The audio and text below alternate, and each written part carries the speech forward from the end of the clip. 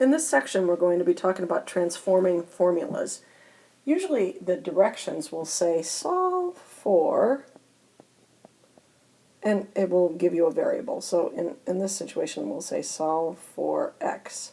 And if it says solve for x, that means isolate x, isolate the variable on one side. We've been doing this for a long time.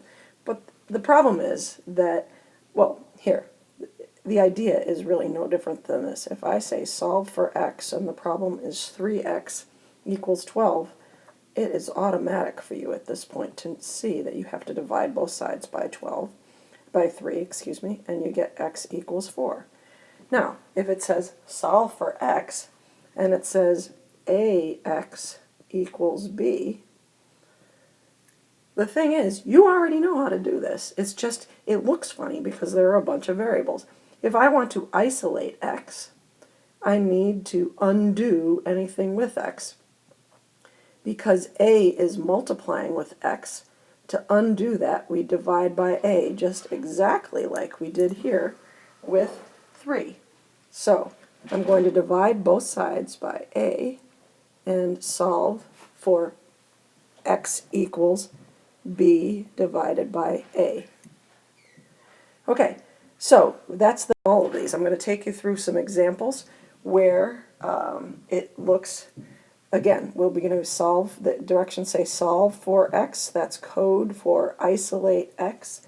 If it says b is equal to x plus a, well, you might say, okay, how do I get x alone? If I told you that 14 is equal to x plus, I don't know, 5, you would know right away. To undo plus 5, I subtract 5. So I have 9 is equal to x. By the same idea, same token, if I want to get x alone, I have to subtract a. Now what's a little bit different is that I can't combine these like terms. So I have b minus a is equal to x. So again, what if I say c is equal to ax minus b? Well, if I said to you, I don't know, 20 is equal to 2x minus 6, I would know that I do my additions and subtractions first, giving me 14 is equal to 2x, and then I divide to get x is equal to 7. It looks funnier over here, but I'm doing exactly the same thing. Just like I always did with other equations, I'm going to do the additions and subtractions first. So it's c plus b is equal to ax. Now to isolate ax, I have to divide by a. Remember, what I'm doing to one side of the equation, I'm doing to the other side. So I have to divide this entire thing by a. So what I know is that x is equal to c plus b divided by a. Let's take on a more complicated example.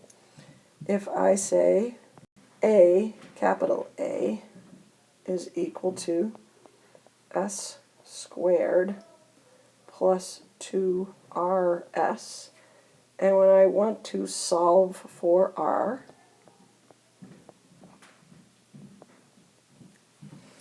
that means here's my r, I want to isolate r. As always, I do my additions and subtractions first.